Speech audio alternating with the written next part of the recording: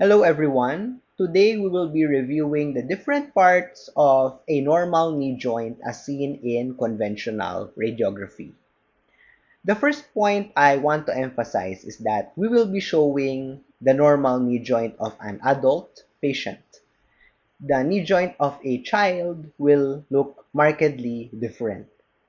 Second point we need to raise is that shown here is an anteroposterior and a lateral view of a right knee joint, but there are many other views or projections which we can request when assessing different parts of the knee.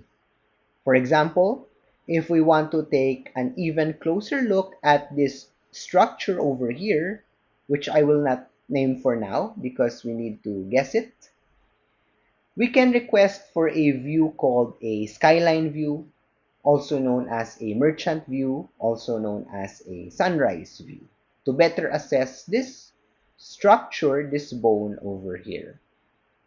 Moving now to the parts themselves, this large bone here proximally is, of course, the femur.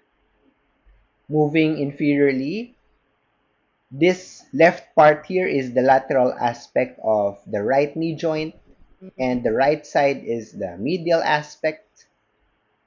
Therefore, this protrusion over here is the lateral epicondyle, and this one is the medial epicondyle.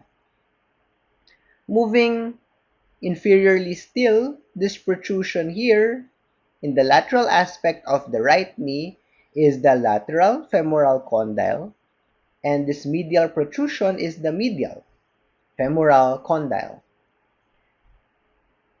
This structure here, this somewhat irregular ovoid structure, is of course our patella, also known colloquially as the kneecap. We move inferiorly still and we encounter two long bones over here.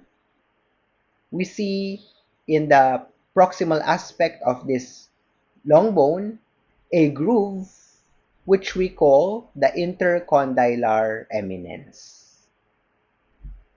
The smaller of the two long bones is of course called the fibula, and the larger of the two bones is the tibia. The femur meets the tibia, and the fibula is the smaller of the two distal leg bones over here.